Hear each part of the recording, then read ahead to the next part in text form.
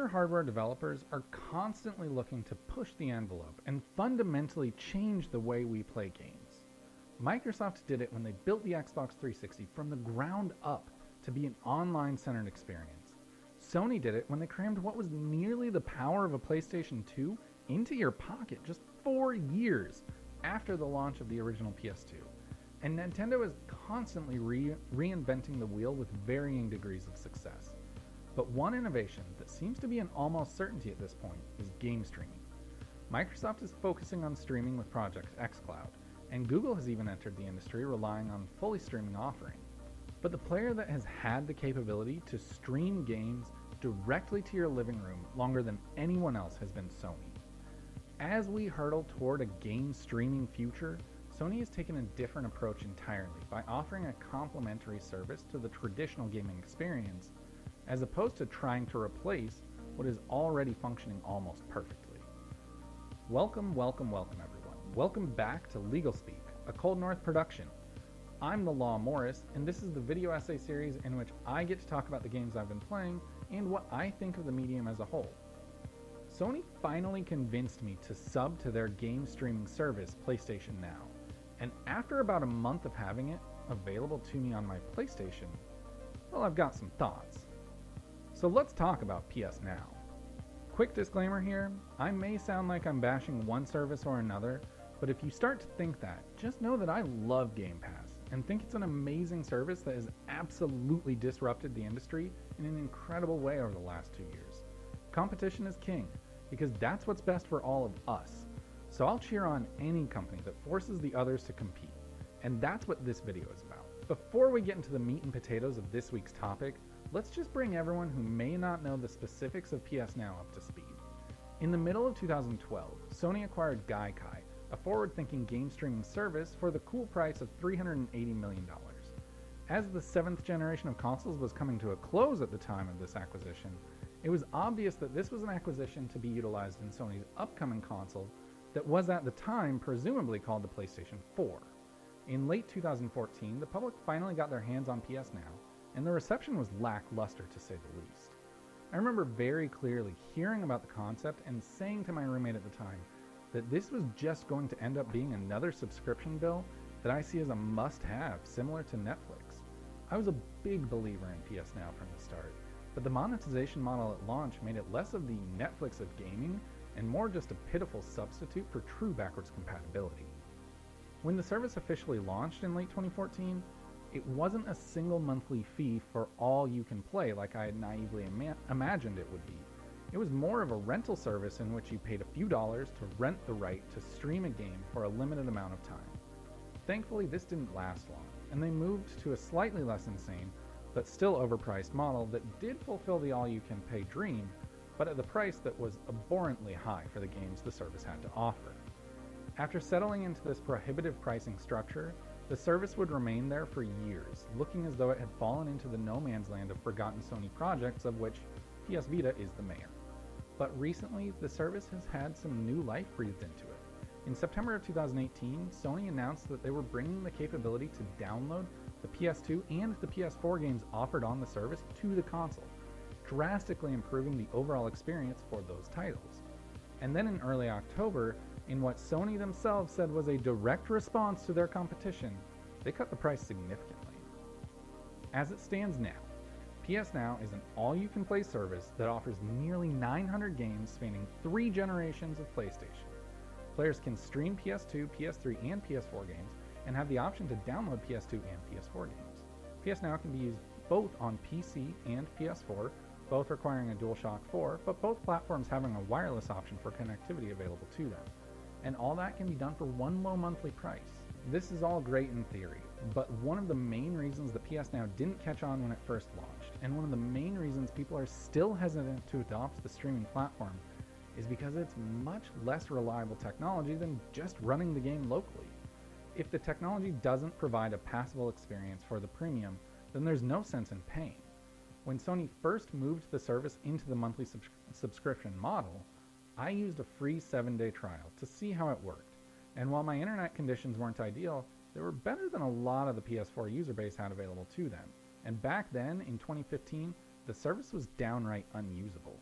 It was slow to connect, low res, choppy, and the latency was something I found myself actively correcting for. The technology was clearly not ready for prime time. But years later, Sony wiped the slate clean and gave everyone another free 7-day trial. And to my surprise, the service has come a long way. It's still not something I would want to use as my primary means of playing games, but it's certainly passable. Resolution is still capped at 720p, which in the age of 4K might as well be standard definition.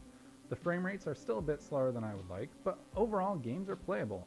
And after my second 7-day free trial, I was ready to jump on board. That's until I saw the price. The lowest rate being $100 per year, that came out to $8.33 per month, is still too much to ask for what the service had to offer. But that was all back in September. On October 1st, Sony slashed the price of PS Now across the board. The month-to-month price was cut from $20 to $10, not coincidentally right in line with Microsoft's Game Pass. The 3-month price was reduced from $45 to $25, and the annual price went from $100 to $60, the price of one game per year. Suddenly what was a service that was struggling to compete on the downloading front with Game Pass, and is somehow already seen as a runner-up in the streaming space to a product that hasn't even launched, is offering an incredible value for literally the price of a Starbucks coffee once per month. But like I mentioned earlier, Sony isn't the only one looking toward either a streaming or subscription service future for the games industry. Both Microsoft and Google are making a play at capturing that segment of the market that's been priced out of the hobby. Microsoft's Game Pass is a subscription service with more than 200 games available, all for download, with one pricing option available for $10 on Xbox or $5 on PC. Google is taking a different approach. They've employed a two-part tariff in which the user pays $10 a month for the ability to stream games through Stadia, then requires the player to buy games at full retail price. While Google does offer an option that removes the monthly cost entirely, it comes at the price of frame rate and resolution, and still requires users to buy the right to stream games for full retail cost. In my mind, Sony has made two key moves that have turned PS Now from an obligatory service they keep alive to keep up the appearance of competing in this space, to something that's truly a must-have in the imaginative different approach to streaming that has gotten me on board.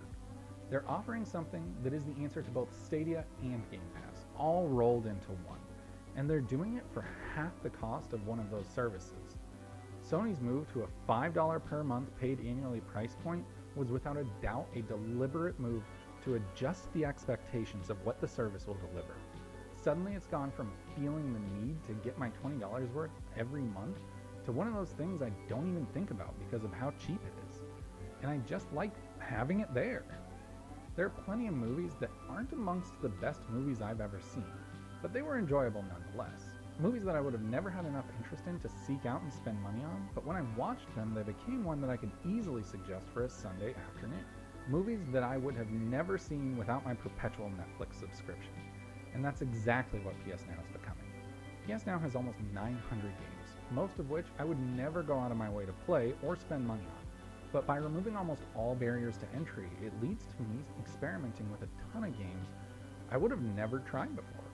I never played Ratchet & Clank until the 2016 remake, and I loved it, but by that time the PS3 was so far in the rearview mirror that I wasn't about to dust it off and find a used copy of a crack in time to play some more Ratchet & Clank. I have fond memories of playing the demo of MotorStorm in Walmart when the PS3 launched, but I couldn't be bothered to spend my money on that game. And God of War is a narrative-driven adventure that after playing the PS4 game, I was interested in learning more about the older games, but it was just too much of a hassle.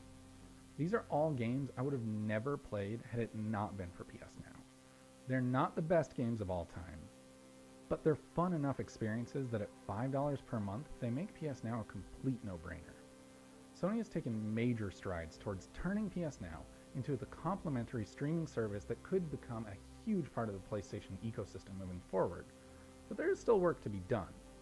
Sony's number one priority when it comes to new features for PS Now needs to be mobile.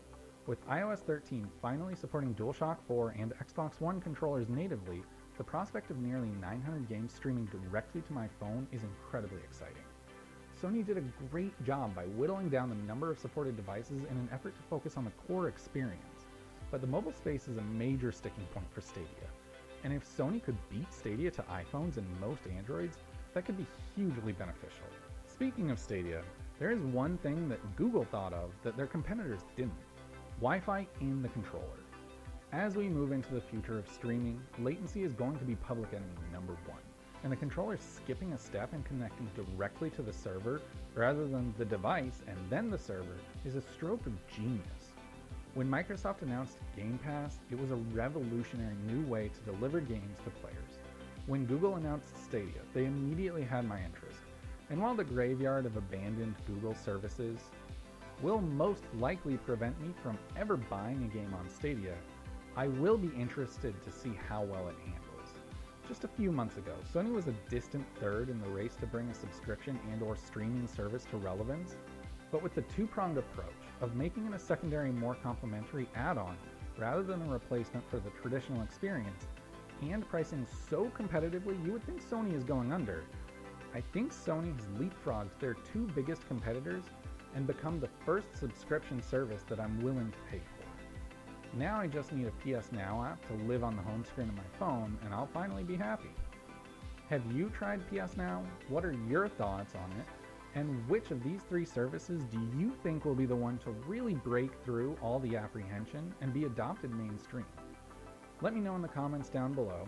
And while you're down there, don't forget to hit that subscribe button if you haven't already. Go check out everything we do all in one spot over at ColdNorthPro.com. I'll be back next week talking about something else. I guess I haven't really decided yet. So until then, just go play some games.